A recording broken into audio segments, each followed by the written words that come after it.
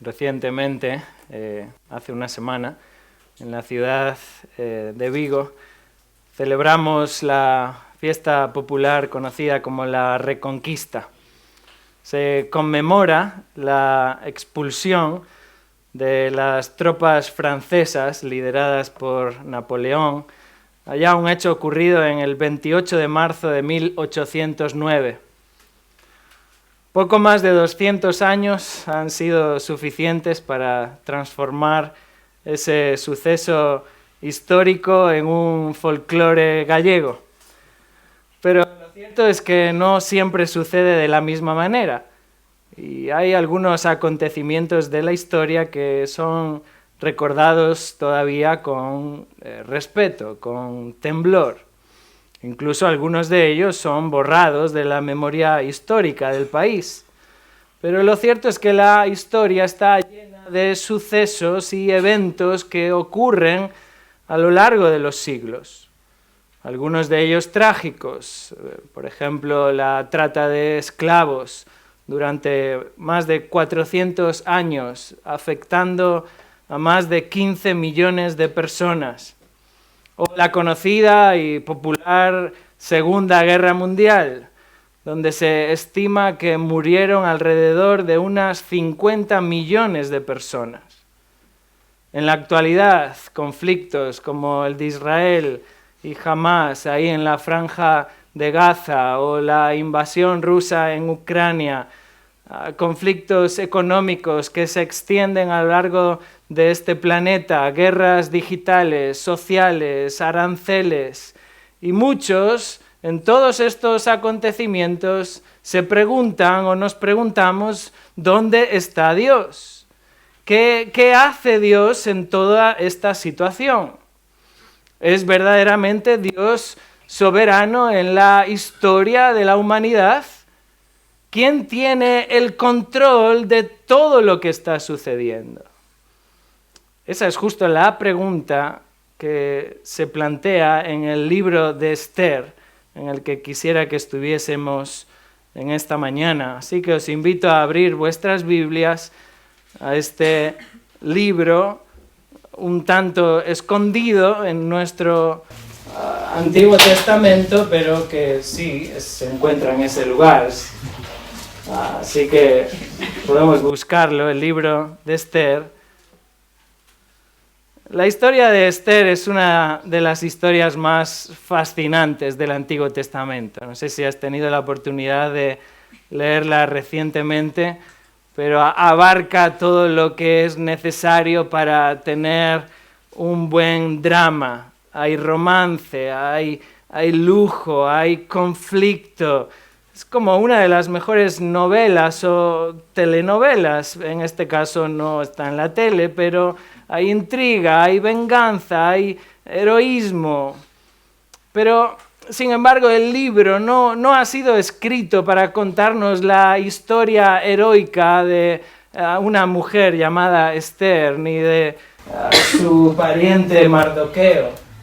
El libro de Esther fue escrito para mostrarnos y enseñarnos que Dios es soberano sobre la historia, que Él verdaderamente está al control de las naciones.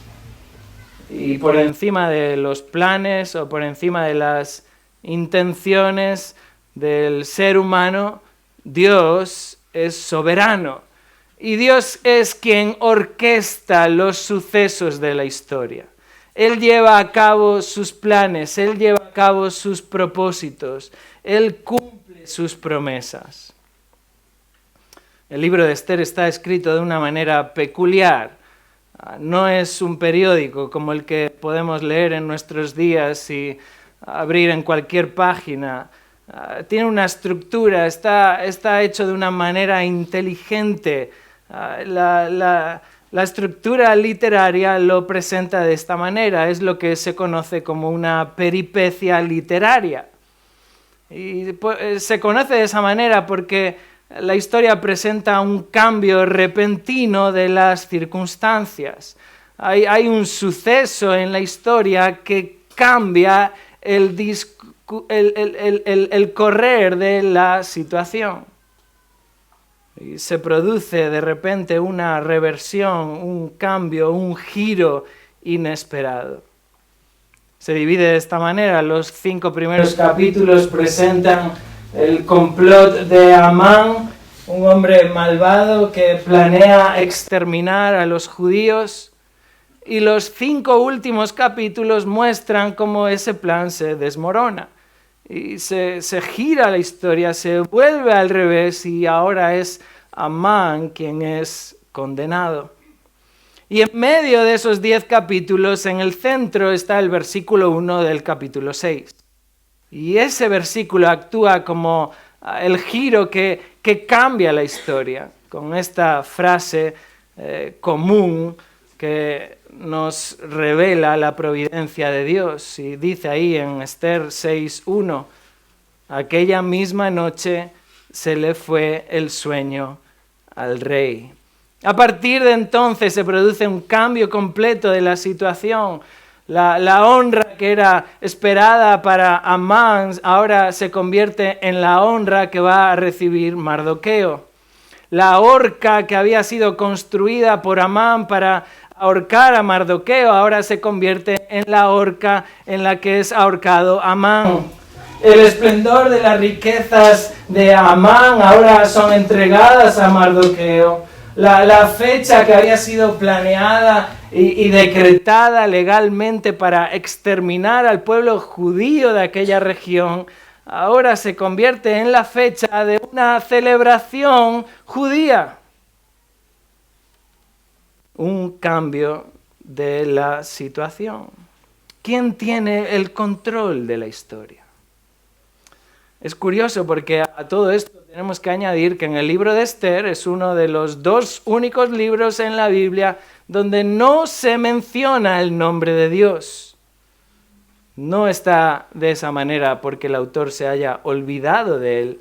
Está de esa manera porque el autor intencionalmente quiso quitarlo del libro. El nombre de Dios está oculto para que el lector no lo lea. Y aunque Dios no se menciona a lo largo del libro, está muy clarito en el libro que Dios está presente. Ese silencio de Dios funciona en verdad como una proclamación a viva voz de que Dios es soberano. Y así sucede en la vida misma. Así sucede en nuestros días. Dios está en silencio, pero Él es soberano. Él tiene todo bajo su control. No hay ninguna situación que escape a su dominio, a su control. No es la casualidad lo que hace los sucesos en la historia. No es la fuerza del destino ni el azar. Es Dios. Dios está al control. Así que quisiera que a la luz de varios pasajes de este libro de Esther, observásemos 4 evidencias de la soberanía de Dios en la historia. 4 evidencias de la soberanía de Dios en la historia. Y van a ayudarnos a fortalecernos, a alentarnos, a confiar en Él, a saber que Él tiene todo bajo su control.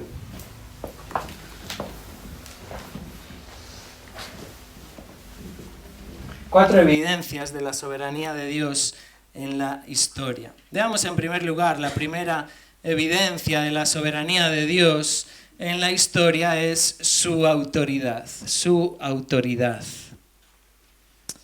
Las escenas del libro de Esther corren en una de los escenarios más lujosos del mundo.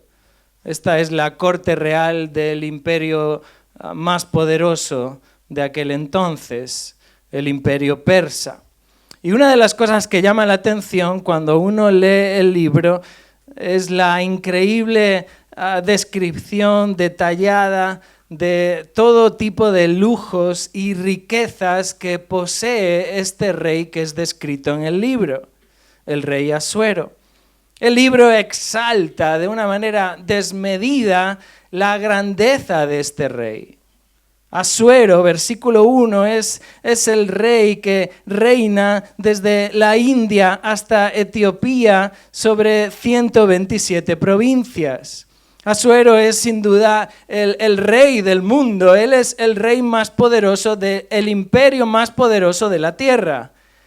Dice que es incluso mayor que todo Persia y Media. La gloria de su reino es absolutamente notable, lo leemos en el versículo 4. Él muestra las riquezas y la gloria de su reino y el esplendor de su gran majestad. Y él celebra un banquete. A veces dicen que en Galicia las bodas son buenas y largas y con abundancia. Pero fijaros, este banquete dura 6 meses, dice el versículo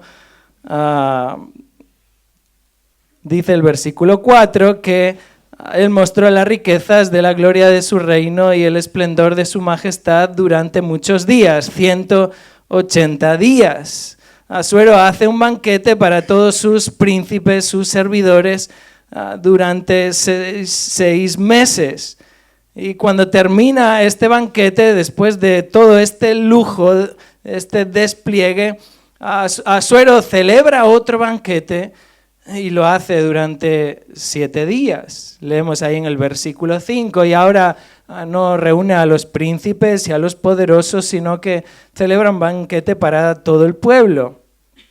Dice el versículo 6 que había un despliegue de colgaduras de lino blanco y violeta, sostenidas por cordones de lino fino y púrpura, anillos de plata, columnas de mármol, lechos de oro y plata sobre un pavimento mosaico de pórfido, de mármol, de alabastro, de piedras preciosas. Versículo 7, las bebidas se servían en vasijas de oro, diferentes formas. Está claro que este es el rey más poderoso. Él es el rey más rico y el autor de este libro, de una manera intencionada, incluye todos estos detalles para que sepamos, no hay otro rey mayor que Asuero. Hay otra cosa interesante en el libro de Esther, y es que, en contraste con el hecho de que Dios no se menciona ni una sola vez, el rey Asuero, sin embargo, es mencionado 190 veces. Y eso es mucho, porque el libro de Esther solo tiene 167 versículos. Así que en más de una ocasión por versículo hay una referencia al rey Asuero. El autor está dejando claro que Asuero es el rey del mundo. Él es el rey más poderoso del imperio más poderoso sobre la tierra. Sin embargo, la historia del libro muestra que, aunque Asuero es este tipo de rey, claramente descrito como el más grandioso y el más poderoso, enseguida su palabra es desautorizada. Y lo vemos esto en el versículo 12 del capítulo 1.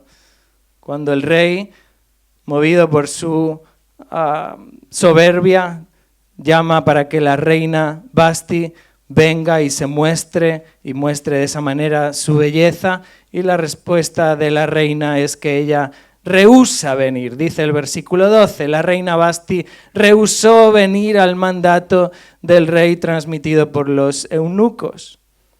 Así que versículo 15 dice, bueno, ¿qué se debe hacer con la reina Vasti por no haber obedecido el mandato del rey Asuero? Este es el rey del imperio más poderoso sobre la tierra. Sin embargo, su palabra es rehusada, él no es obedecido. Es más, dice el versículo 17 que su palabra es tenida en poco. Versículo 18, es tratado con desdén y enojo, es decir, es menospreciado. Y versículo 19, su orden es quebrantada. Y uno llega a esta pregunta, pero ¿no estamos frente al rey más poderoso? Asuero tiene autoridad suprema sobre todo el imperio persa. Él tiene poder para desterrar, Él tiene poder para destituir, Él tiene poder para honrar, para dar, para quitar, para enriquecer, para incluso ordenar, quitar la vida. Pero es interesante que su autoridad es invalidada, no solo por la ofensa de la reina Vasti, sino también porque a lo largo del libro observamos como todos y cada uno de los decretos de este rey son completamente manipulados. Y el libro es otra de las cosas que enfatiza: los decretos del rey, los edictos del rey. Porque un edicto del rey es algo irrevocable. El término edicto aparece en el libro de Esther en 20 ocasiones. Y en todo el Antiguo Testamento este término aparece 22 veces. Así que aglutina el libro de Esther la mayor parte de ellas. Los decretos reales son considerados de obligado cumplimiento.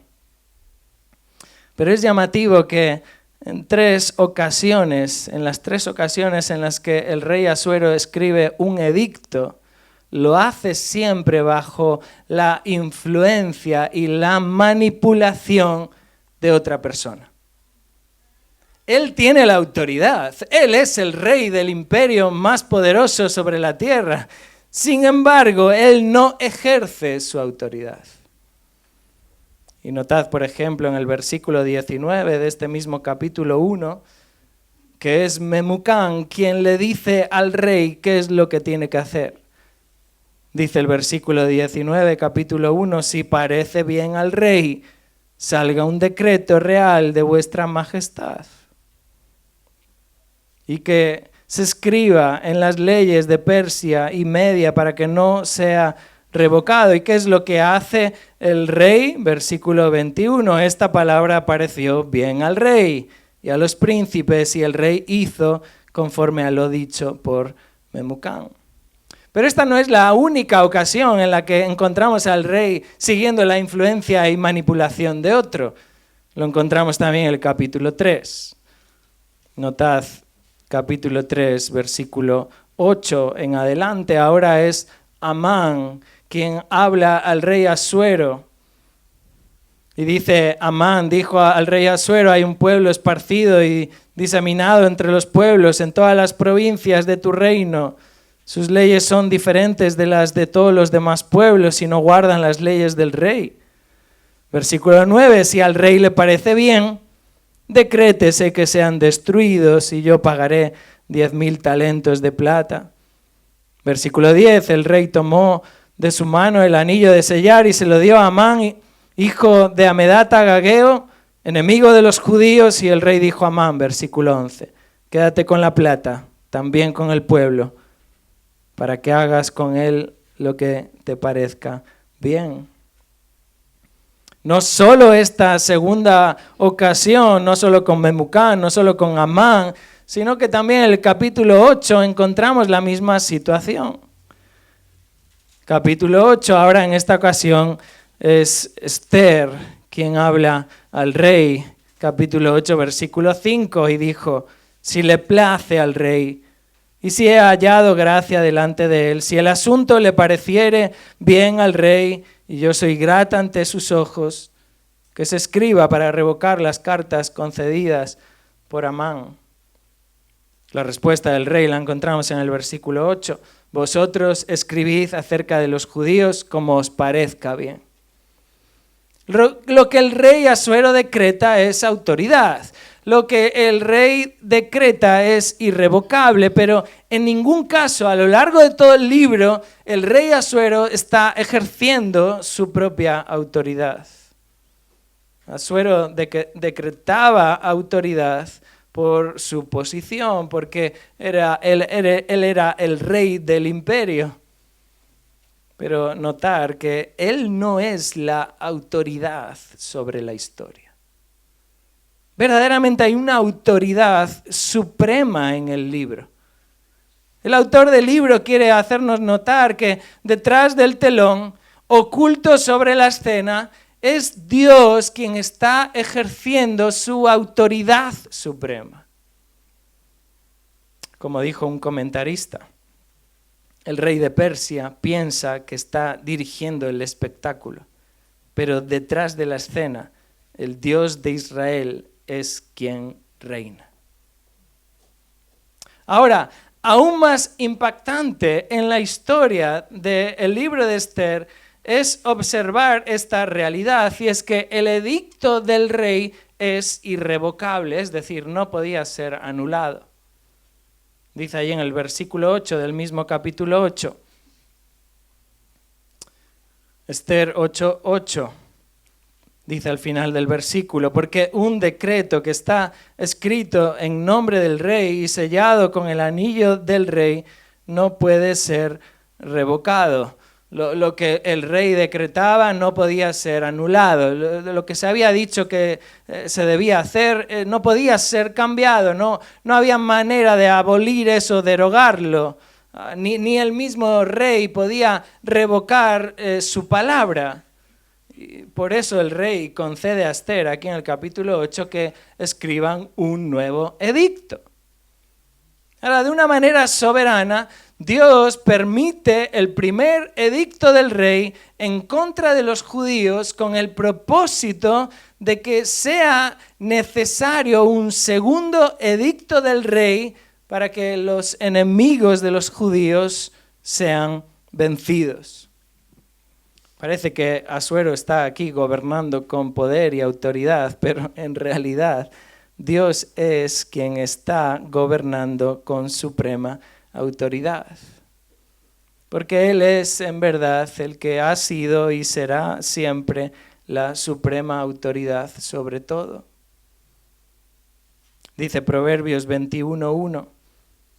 Como los repartimientos de las aguas, así está el corazón del rey en la mano de Jehová.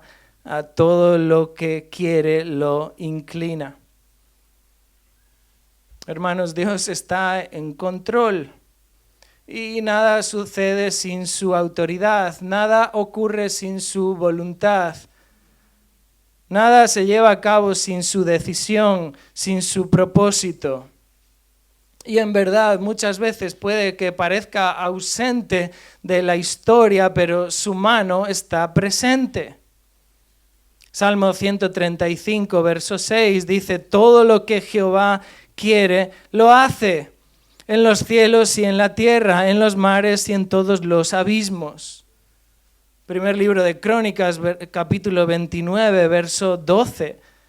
De ti proceden la riqueza y el honor, tú reinas sobre todo, y en tu mano está el poder y la fortaleza, y en tu mano está engrandecer y fortalecer a todos. Dios es soberano, y sea lo que suceda en este mundo, Dios ejerce siempre su suprema autoridad. ¿No trae esto confianza a nuestra vida? ¿No trae esto aliento a nuestro día a día? Saber que Dios tiene todo bajo control. Saber que aunque quizás no le oímos, aunque quizás no le vemos, aunque quizás no le sentimos, en verdad sabemos que Él tiene todo en control. Saber que Él en su perfecta y justa voluntad ha decretado sus propósitos, sus tiempos, sus épocas, y que ni la más trágica situación que pueda ocurrir en la historia de este planeta puede jamás alterar ni un solo segundo del plan de Dios. Esto muestra su completa autoridad. Él es la suprema autoridad y eso evidencia que Dios es soberano. Ahora veamos en segundo lugar la segunda evidencia de la soberanía de Dios. La observamos en su eternidad, su eternidad. Y nos centramos ahora en otra de las aparentes coincidencias del libro de Esther. Y esta otra aparente coincidencia es el contraste detallado que sucede entre dos personajes clave de la historia. Uno de ellos es Amán y el otro es Mardoqueo, y ambos son descritos de una manera significativa. Y cuando uno lee la narrativa hebrea, debe de poner en consideración que la descripción de los personajes es clave para entender la historia. El hecho de que Amán y Mardoqueo aparezcan a lo largo de todo el libro contrastados como si fuesen dos cuadriláteros ahí, dos contrincantes en el cuadrilátero luchando el uno con el otro. Amán y Mardoqueo están sacando a la luz la lucha histórica que hay entre el pueblo de Dios y sus enemigos. Mardoqueo se cita por primera vez en el capítulo 2, verso 5. Capítulo 2, verso 5. Dice ahí que había en Susa, residencia real, en la capital, un judío que se llamaba Mardoqueo, hijo de Jair, hijo de Simei, hijo de Cis, benjamita, del linaje de Benjamín. Mardoqueo es presentado como judío, no solamente en este versículo, sino a lo largo de todo el libro. Hasta en 7 ocasiones el autor del libro nos recuerda que Mardoqueo es judío. Pero no solamente judío, sino que nos cuenta acerca de cuál es su ascendencia. Y lo hace con un propósito en particular. Se nos dice que Mardoqueo es hijo de Jair, hijo de Simei, hijo de Cis, del linaje de Benjamín. Y esto establece una clara relación entre Mardoqueo y el rey Saúl, quien allí en 1 Samuel capítulo 9 nos dice que Saúl es también hijo de Cis, del linaje de Benjamín. Por tanto, Mardoqueo, judío, es además pariente o linaje del rey Saúl. Ahora, por otro lado, nos encontramos con Amán. Y Amán, la primera vez que se describe en el libro es en el capítulo 3. Capítulo 3, verso 1. Dice que después de esto el rey Asuero engrandeció a Amán, hijo de Amedata, agageo, y lo ensalzó y estableció su autoridad sobre todos los príncipes que estaban con él. Igual que Mardoqueo, Amán también es descrito con una serie de calificativos, añadiéndolos al nombre y también de una manera enfática. El autor hasta en 5 ocasiones nos recuerda que Amán es agageo, hijo de Amedata. Y agageo era un gentilicio para referirse a los que eran descendientes de Agag. Agag había sido el rey de Amalek, el pueblo de los amalecitas. Y si tiramos un poco a la historia bíblica, podemos recordar que los amalecitas fueron ese pueblo que decidió luchar contra el pueblo de Israel, nada más que Israel salió liberado de Egipto. Y estamos hablando de un suceso que sucede unos 1000 años antes de que esté esta batalla entre Amán y Mardoqueo. Los amalecitas intentan exterminar al pueblo de Dios. Lo leemos allí en Éxodo capítulo 17.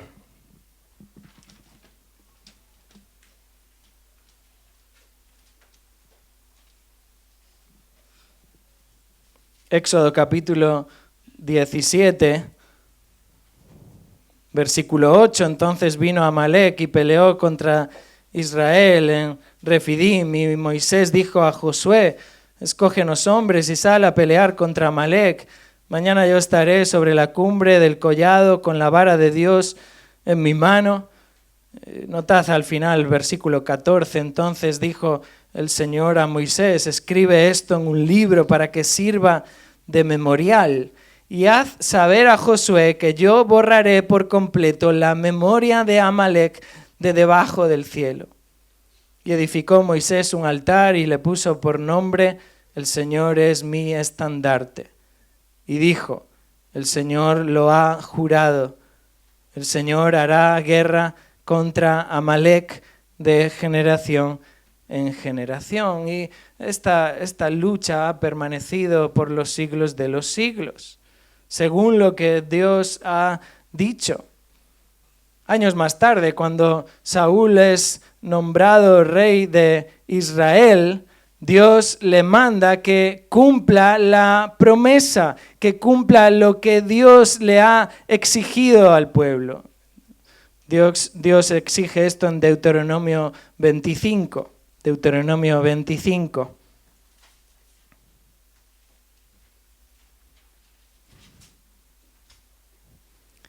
Versículo 17.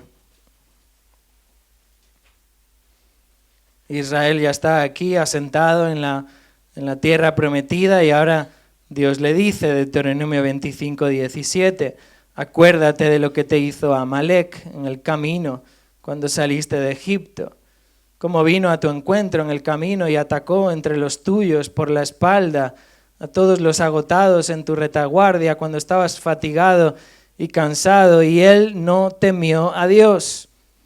Por tanto, sucederá que cuando el Señor tu Dios te haya dado descanso de todos tus enemigos alrededor, en la tierra que el Señor tu Dios te da en heredad para poseerla, borrarás de debajo del cielo la memoria de Amalec.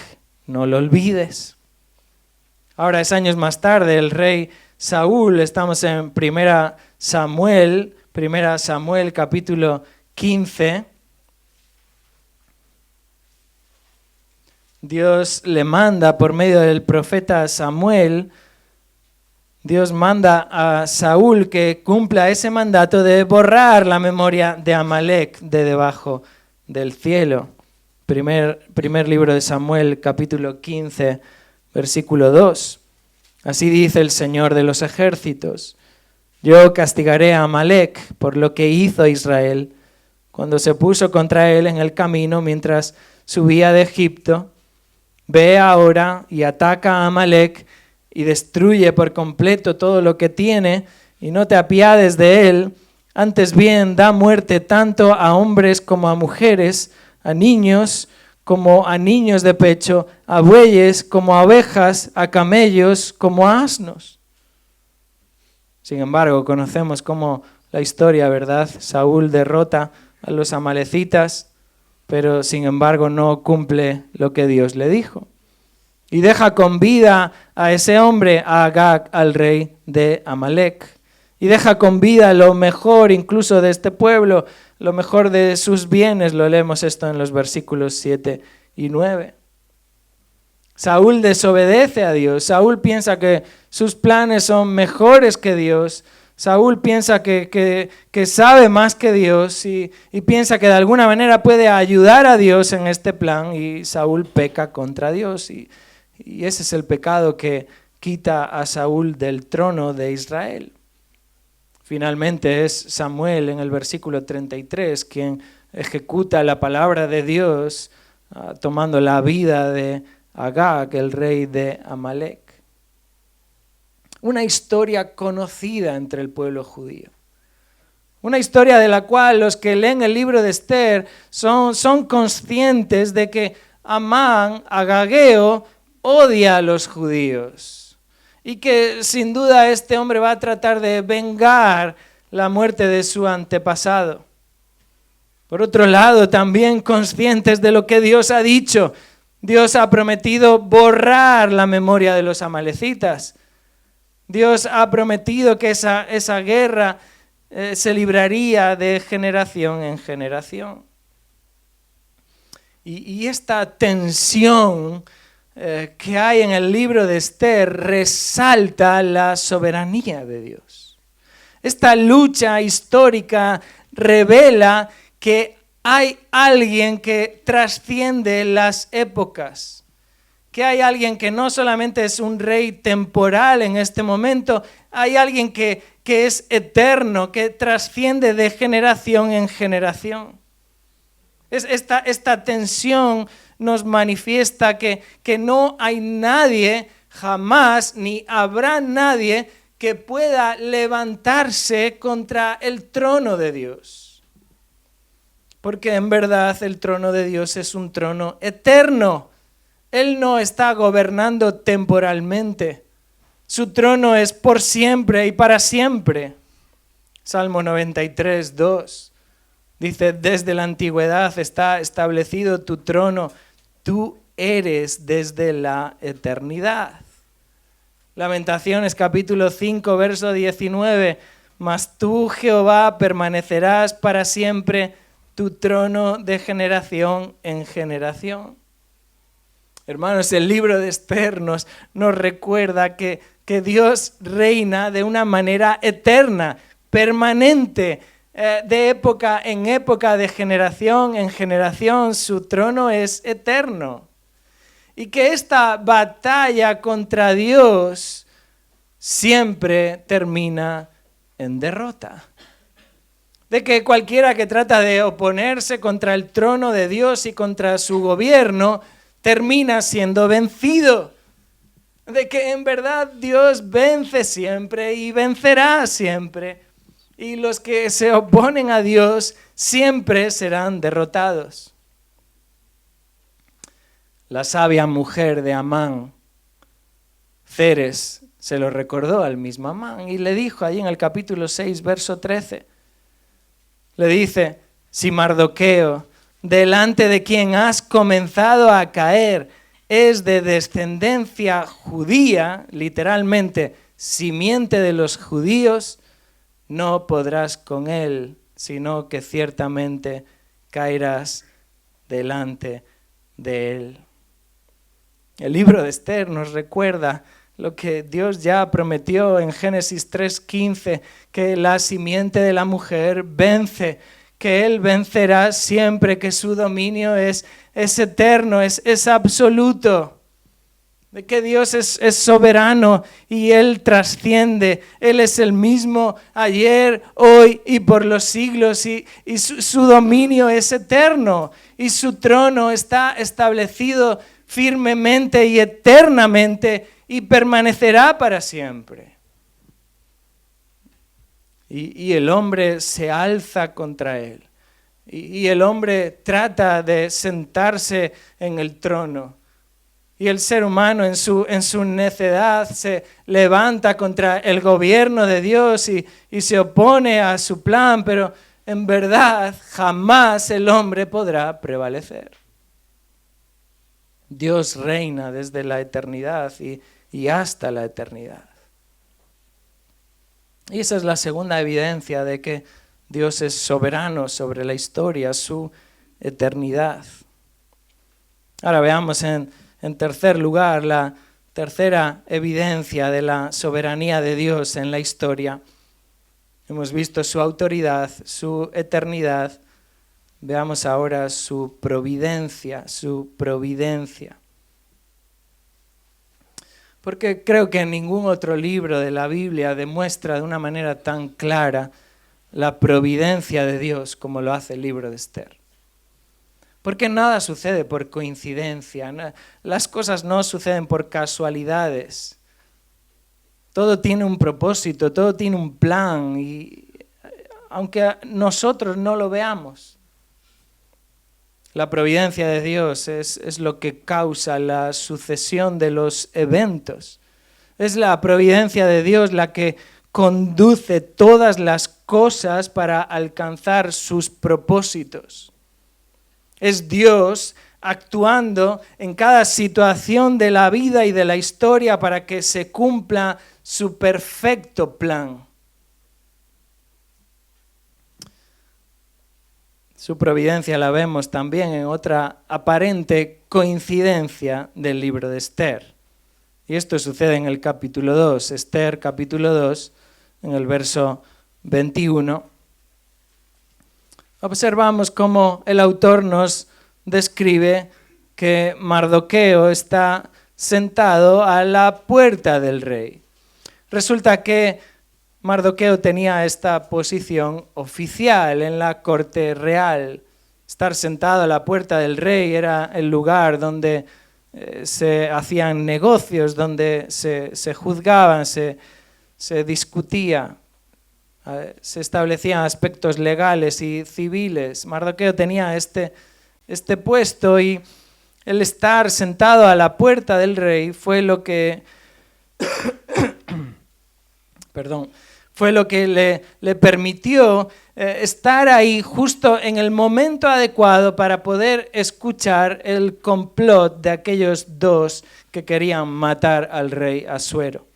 Dice allí capítulo 2, verso 21, que en aquellos días, cuando Mardoqueo estaba sentado a la puerta del rey, Bigtán y Teres, dos eunucos del rey, guardianes del umbral, se enojaron y procuraban echar mano al rey Asuero.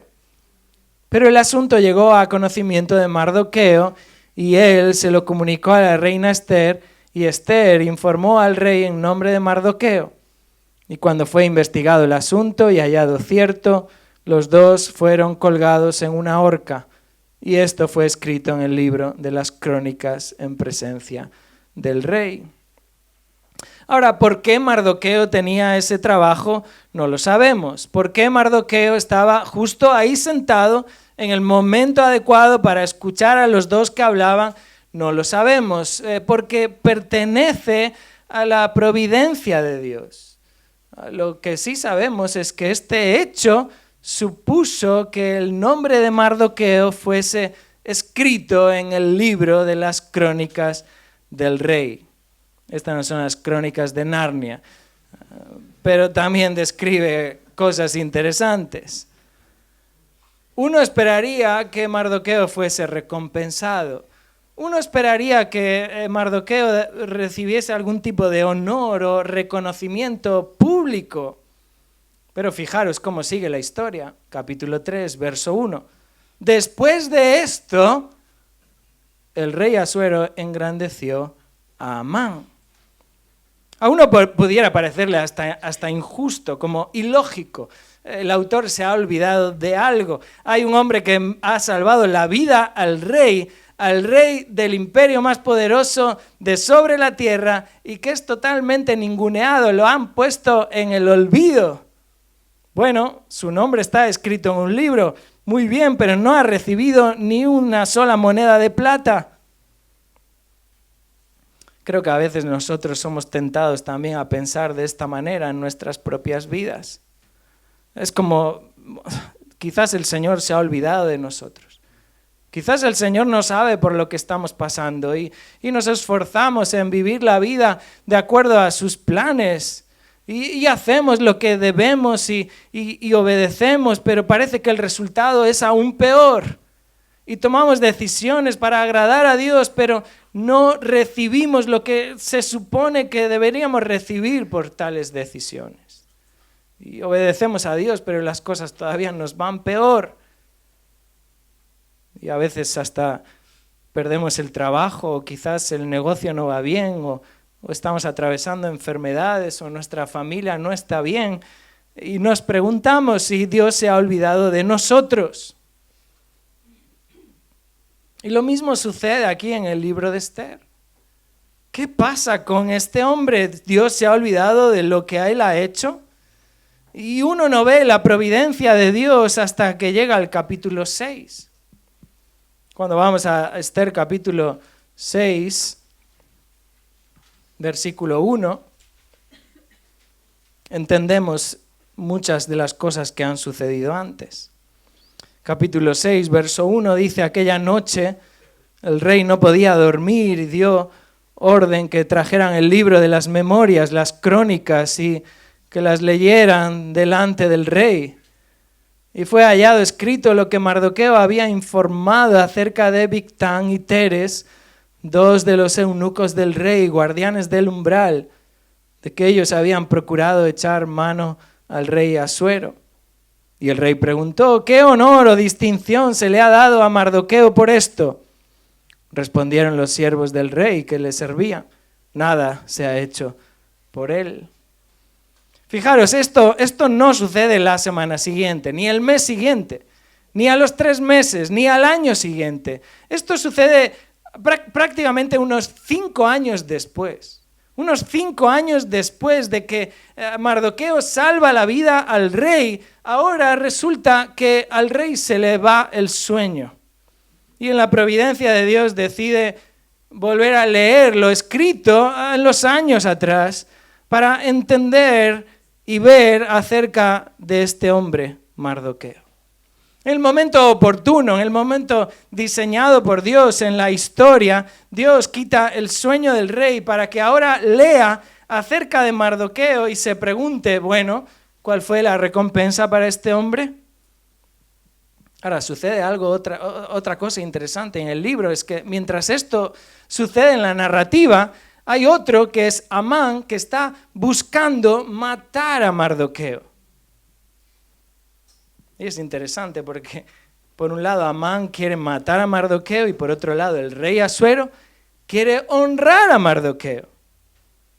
Así que dice ahí en el versículo 4 que entonces el rey preguntó, ¿quién está en el atrio?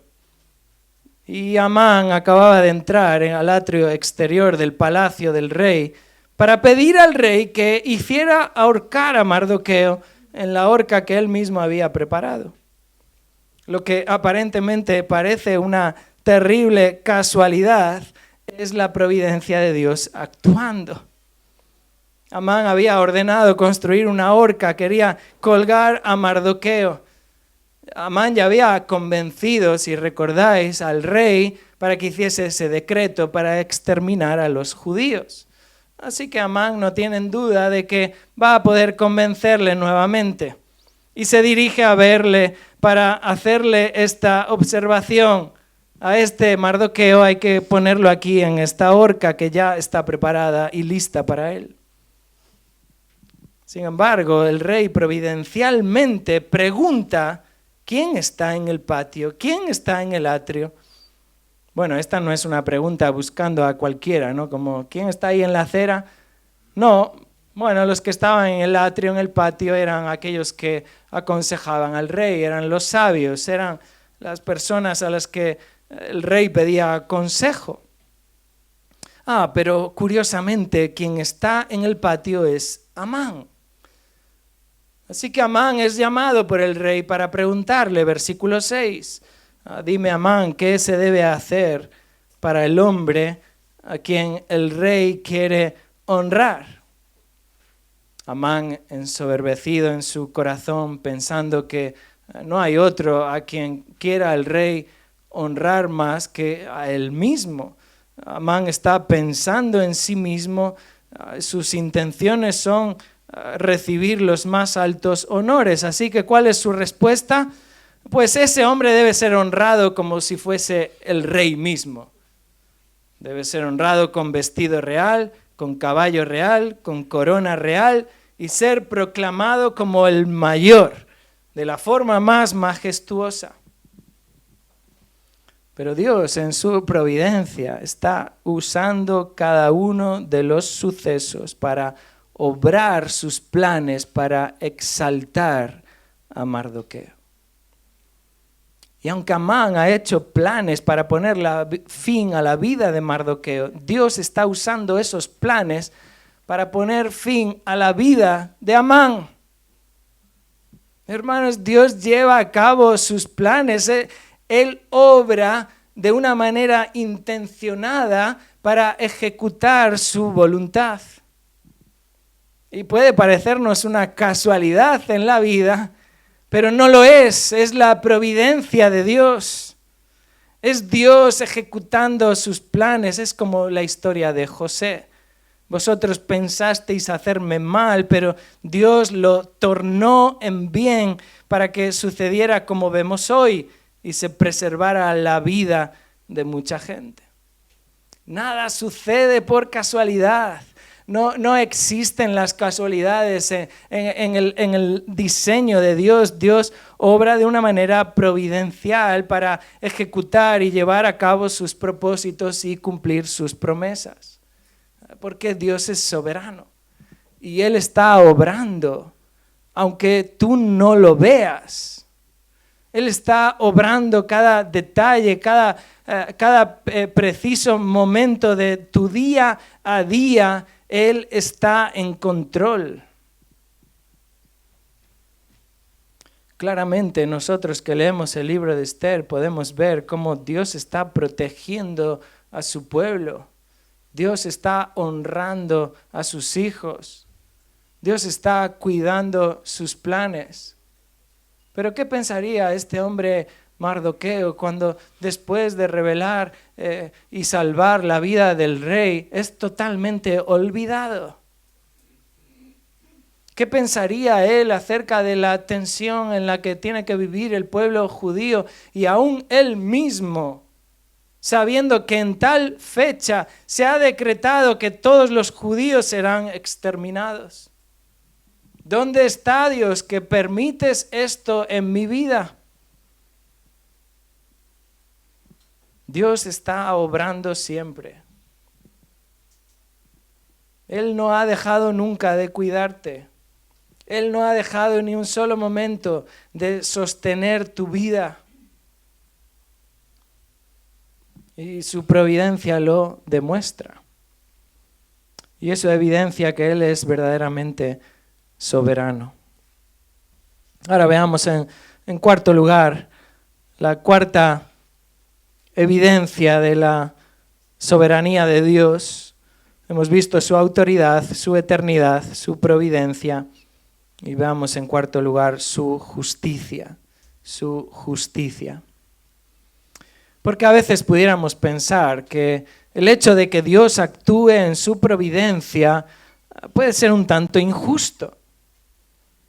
Pero en verdad Dios, actuando y siendo soberano y actuando en su providencia y haciendo que todos los sucesos ocurran para ejecutar sus planes y sus propósitos, Él no es injusto ni Él invalida tu responsabilidad. Él no anula la realidad de nuestras acciones y de nuestras decisiones. Y esto lo vemos en el libro también por medio de otra aparente coincidencia del libro de Esther. Esther se encuentra ahora, capítulo 7, celebrando su segundo banquete, tratando de ganar gracia delante del rey Asuero para que el rey conceda liberación para los judíos. Y hasta este momento Esther no le ha revelado al rey que ella también es judía. Ha permanecido oculto, siguiendo el consejo de Mardoqueo. Esther se ha callado esta información.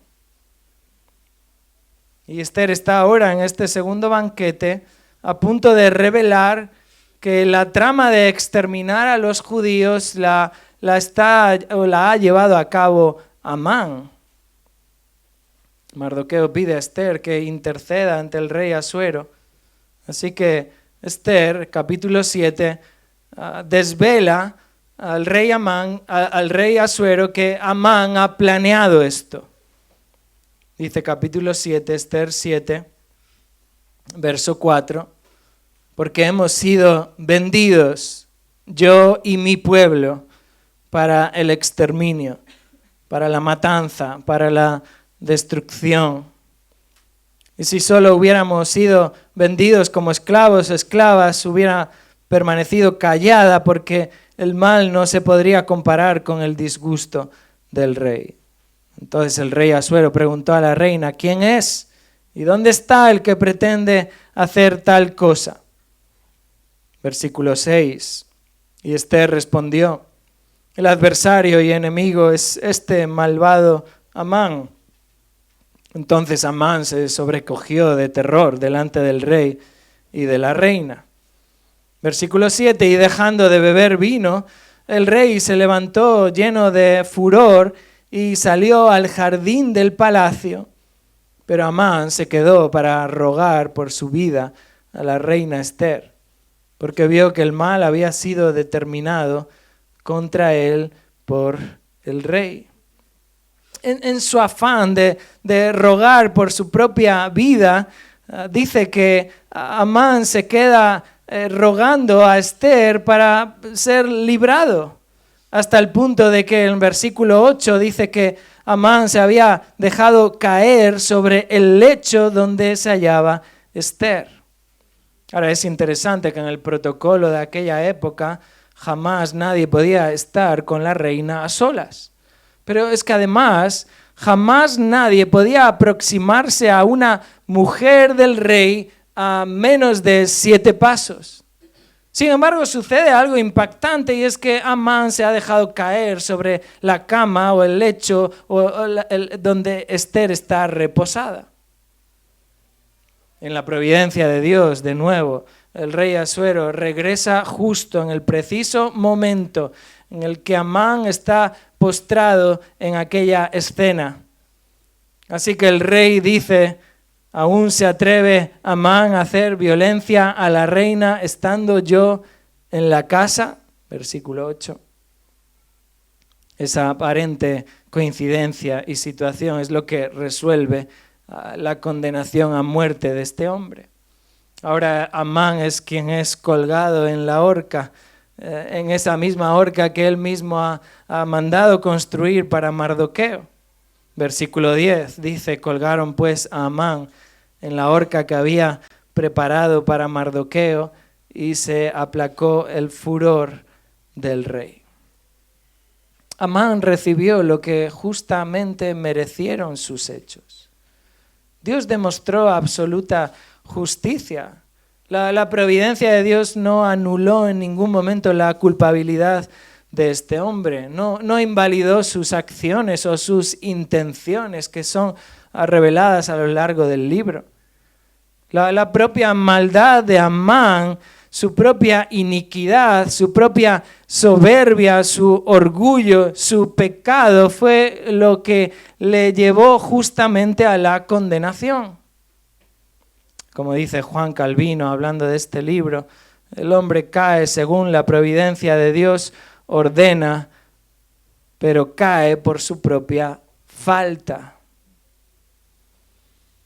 El propio orgullo de uno, la propia soberbia de uno, como la de este hombre Amán, es lo que le condujo a la destrucción. Como dice Proverbios 16:18, delante de la destrucción va el orgullo, y delante de la caída la altivez de espíritu. Y solo Amán fue responsable de cada uno de los pasos que él dio, que le llevaron a su propia muerte. Dice el Salmo 9, el impío es atrapado en la obra de sus manos.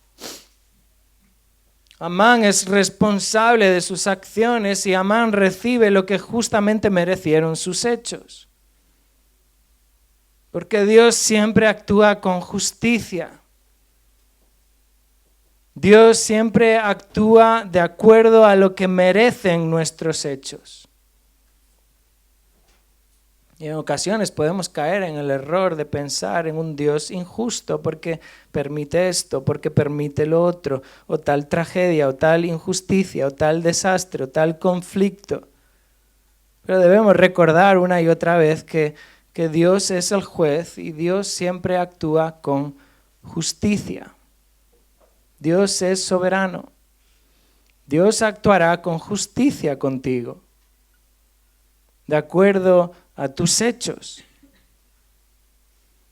Y la Biblia revela claramente que no hay justo ni aun uno, que no hay nadie que busque a Dios, que no hay nadie que haga lo bueno, que todas nuestras obras son trapos de inmundicia. Quebranto y desventura en nuestros corazones, y aún en nuestra lengua rebosa lo malo que proviene de nuestro corazón. Y a menos que uno acuda a aquel que es el justo, aquel que es el que murió por los injustos, jamás uno podrá tener perdón de sus pecados. Porque Dios es justo. Y si Dios no te ve a través de la justicia de Cristo, va a ver tu impiedad, va a ver tu iniquidad, va a ver tu pecado, va a ver tu podredumbre, y un Dios santo y justo ejecutará su justicia contigo, enviándote a la condenación eterna. Y solamente por medio de Cristo, solamente por medio del justo es que podemos ser revestidos de su justicia. Dios tiene el control de la historia.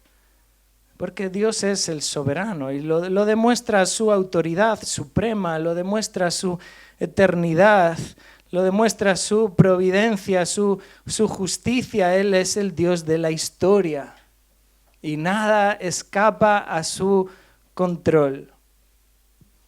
Esto debe traer aliento a nuestra alma, debe traernos fortaleza y firmeza y confianza en Él, a poder descansar, que aunque quizás ahora no vemos, aunque quizás ahora no entendemos, aunque quizás ahora todo permanece en silencio, Dios está actuando y Él es soberano sobre todo lo que sucede en nuestra vida.